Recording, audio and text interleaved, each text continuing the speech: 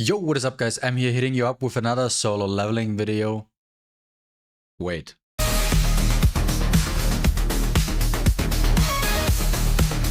Now, a lot of people actually, like really actually, and not just made up, but actually asked me to make a shell guide. And you already see it in the thumbnail or the title. I just wanted, before I make a guide on shells and stuff like that, where you basically only give predictions on how good something is, how useful something is maybe. I want to just play the game, level up the shells, and then give you my opinion on the shells as well. Where you want to use them, who you want to use them on, stuff like that, for like general purpose, how shells actually work. I think I want to start off with the basics on how shells work before we really jump into what you want to use on certain units currently in the game, how it actually functions, because there is a misconception currently about shells. What I noticed, maybe you already know, it's fine for you, but notice a lot of people actually got it wrong. Now, if we look at all the shells right now, so the way you upgrade your shell is usually you go to the upgrade, you have your module essences, then you put your module essences up to level 10, and once you get them to level 10, then you have to feed the same shell to the shell you're trying to upgrade to continue upgrading it to level 20. Then you have to use 2 shells to get to 30, then you have to use 3 shells to get to 40, and then you have to use 4 shells to get up to the awakening form. So this is just for the basic leveling up. Once we reached the basic leveling up process of a shell, then the next step we have to do is we have to look at the passive effects, because depending on what kind of shell you want, right? Maybe speed, you want to have attack, you want to have HP, there are certain different effects. The easy way, if you don't know, if you click on the exclamation mark here, passives, you can actually look what kind of stats you can roll in each slot. And then you can also click the drop down here and see, depending on the rarity, what is the max roll. Now, for starters, on the passive slot 1, you always want to have the percentages. It's either attack percentage, HP percentage, or defense percentage, because a 20% boost or 30% boost is always stronger than what these flat stats offer. For example, here the red one offers you 100 or 120 extra defense. The percentage one is usually a lot stronger, so you keep that in mind overall. Obviously, if your characters have like very low HP, then a flat might be better, but you don't want to use it because you're probably going with HP or something else. But that's just as a reference point, so you know what you can roll. Then we can click on reconfigure. Now, what do you need for reconfigure? For reconfigure, you need reconfig chips and you need your training data, and currently rerolling is very expensive. Actually, it costs you 30k. But you know what, let's try to reroll this. Let me do a couple of tries really, because I kind of want to get an upgrade for this one here. So I just tried to reroll 500k training data to upgrade this piece. It didn't work out, so we got the red one and we got here constant final damage up 6%, and I have here the 12% crit rate. Ideally, you want to get reds, okay? You want to get them because they give you the highest boost possible. This should have been ideally attack percentage. If we look at it for a MaTeIRiA, for example, this ideally will be a crit damage one, and the constant one is correct, but we would like to have a bigger final damage boost. And then when we have the imprint, there's the misconception what a lot of people have.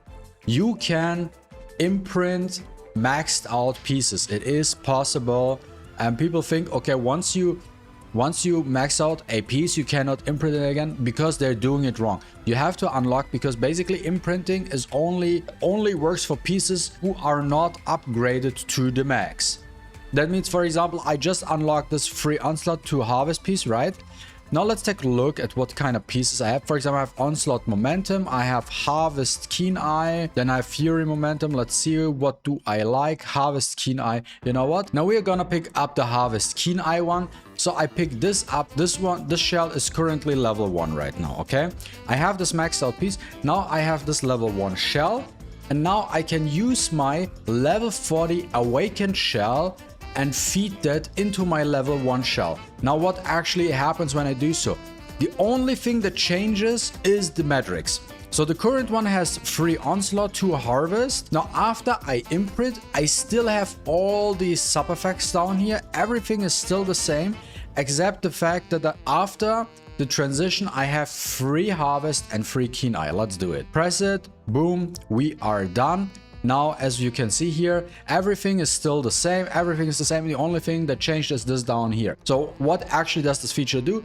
That feature means no matter in what situation you are, you don't need to wait for the right piece, like for the right shell to come with the right metrics before you can start upgrading.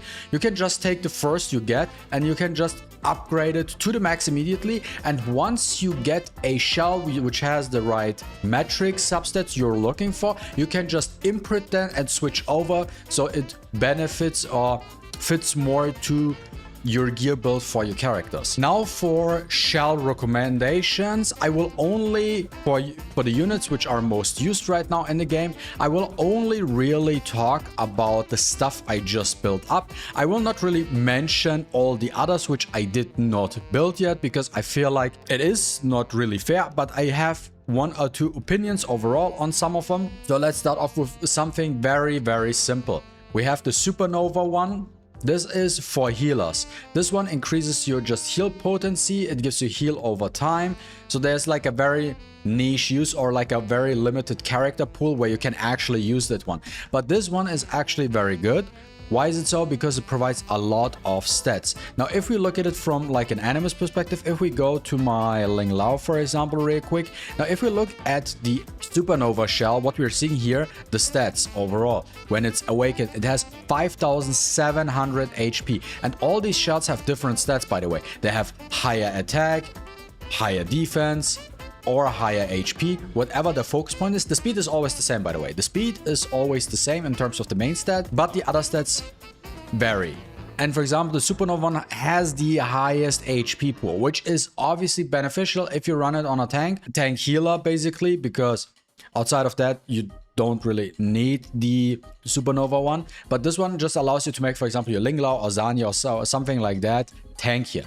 This does help. And the healing potency of this thing is very strong, because I feel like Ling Lao, especially when you use it at level 1, has very, very weak healing.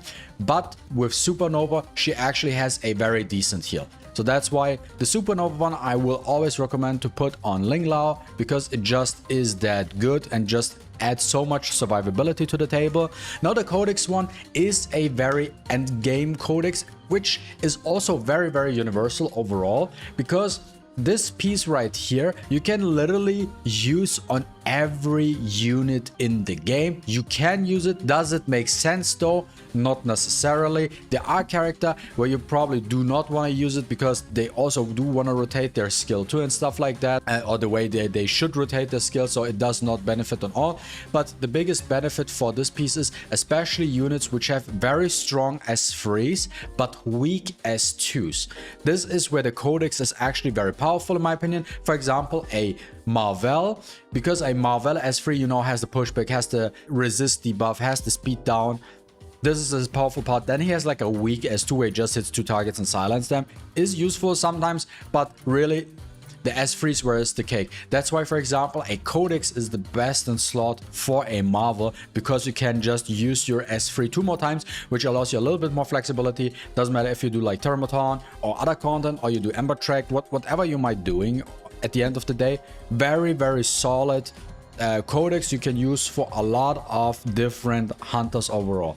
Then we got White Fang. White Fang is universally, once you reach level 35, you will always have it built, because it is your entrance to farming hell content overall. It is a solid piece because you just slap it on your attacker. It does deal 2 extra hits, scaling of 110% damage, and in longer battles you can actually increase your crit damage up to 60% when you get max stacks. So this one is more usable for longer content, for example the Union boss or for Phantom Theater. This is where it shines, and then probably also, in my opinion, on sub DPSs as well, because you can stack up crit damage quite fast this way, so you can get like 60% crit damage on top. This you can use on literally everyone, depends on how you want to do it really, but I feel like it's a little bit on the weaker side for a Remoka, because a Remoka wants to finish off the enemies herself. That's why a White Fang would not benefit a Remoka, for example. On the other hand, if you have wave clearing, I don't think White Fang is good for wave clearing as well,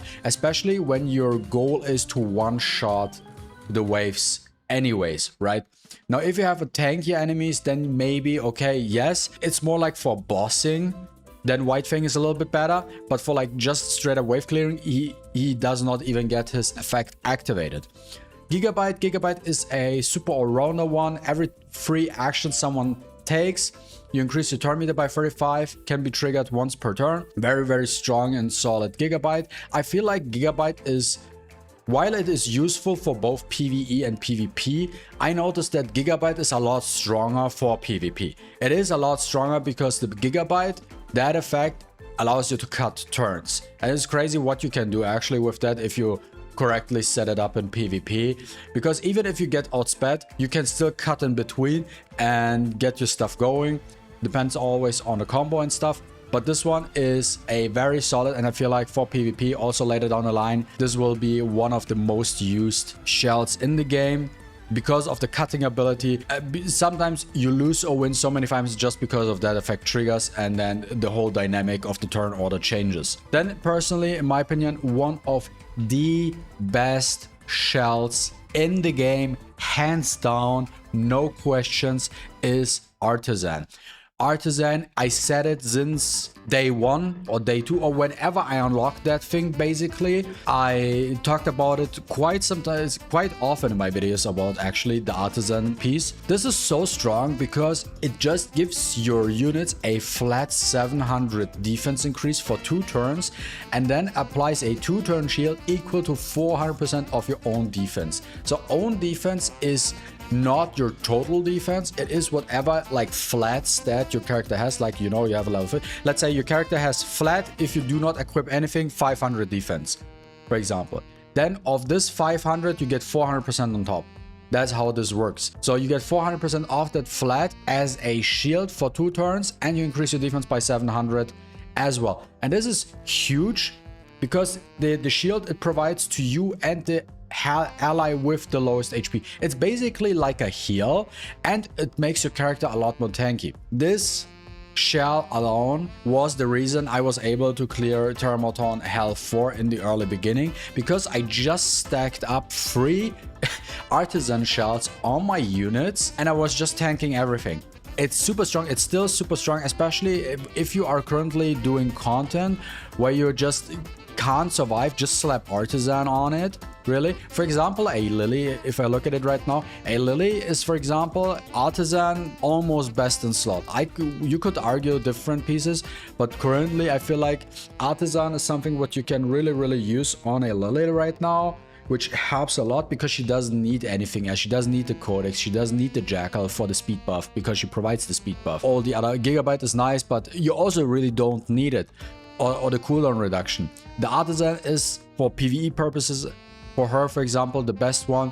Then for a Claws you can use it as well because she doesn't really need anything else, maybe except for the Dark Moon. I'll come there in a second. Very powerful. And it's just an overall, like, you can use it on every single unit except for your DPS, and you're good. You're good. You can just build 3 or 4 of these and you're good to go, and you will not even regret it, to be honest. Then we got the Count One, one of the best DPS shells in my opinion. Also, there will be a separate video I will be making because there is also something I discovered which we will talk about in a separate video in terms of game-changing DPS output. So if you don't want to miss out on that, make sure that you're subscribed with notifications on, that once I upload that you will see what I'm talking about.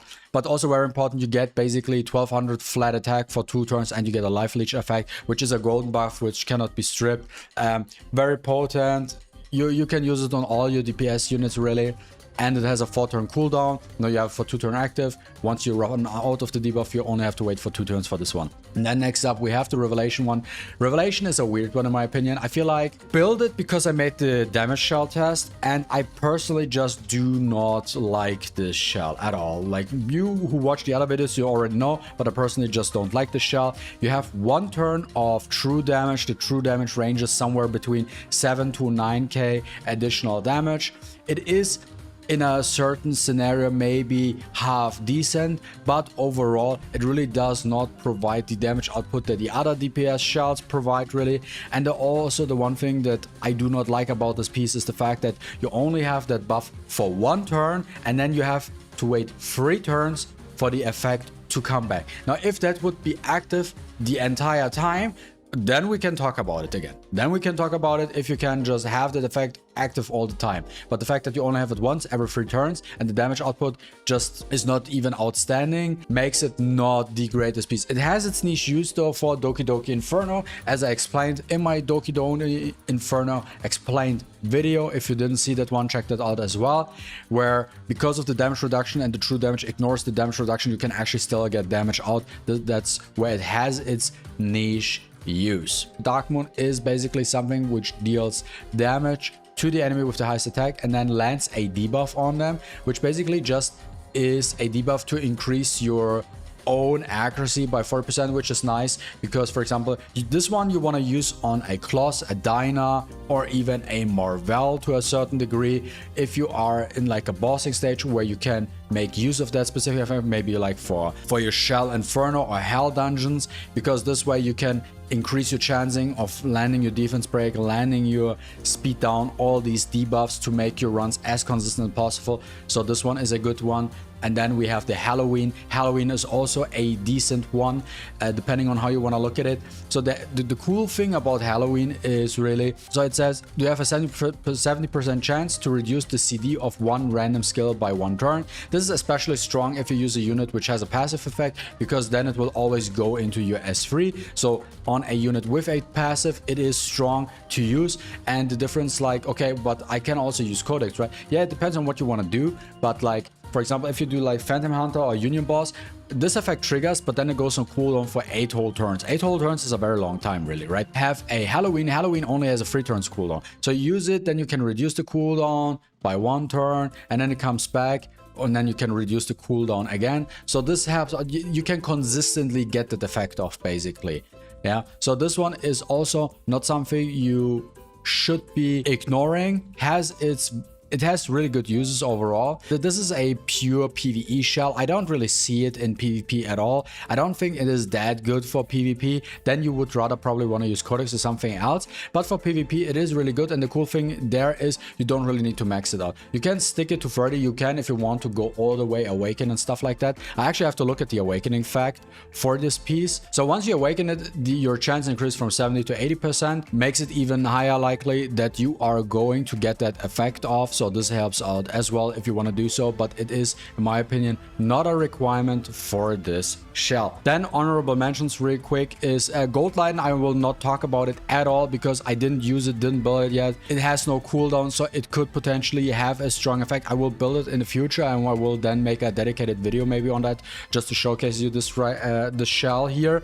But since I have no idea about this right now in terms of what it can actually do, I will not say anything about it. Alicon is nice to have because it can dispel, increase your effect resistance, res. You can use it usually. You want to use that maybe for like a Ling Lao, because then in case she gets stunned in a PvE scenario or even PvP scenario, that Alicon just cleanses her and then she can apply her immunity on your team. And also the last shell I want to talk about is the Jackal Guard. So the Jackal Guard is used on your support units. It deals a little bit of extra damage and then applies a 2-turn speed buff and increases your turn meter. Basically, overall solid shell you can use.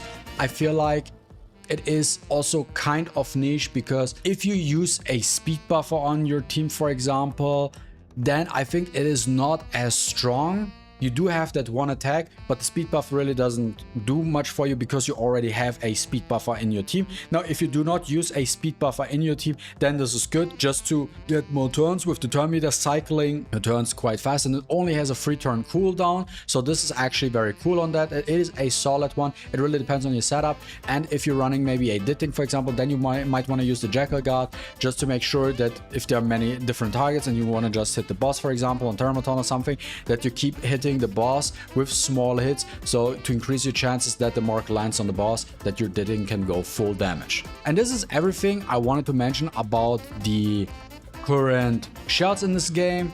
Let me know if I missed something. Let me know in the comments down below if I missed something explanation wise, or you still don't know how you use the certain shells. But I think I gave you a pretty good overview on how you want to use these shells and on what kind of units you want to use them and how you want to structure them in your roster overall. So guys, if you enjoyed watching this video, don't forget to leave a like and a comment down below. I really appreciate it, and see you for the next one.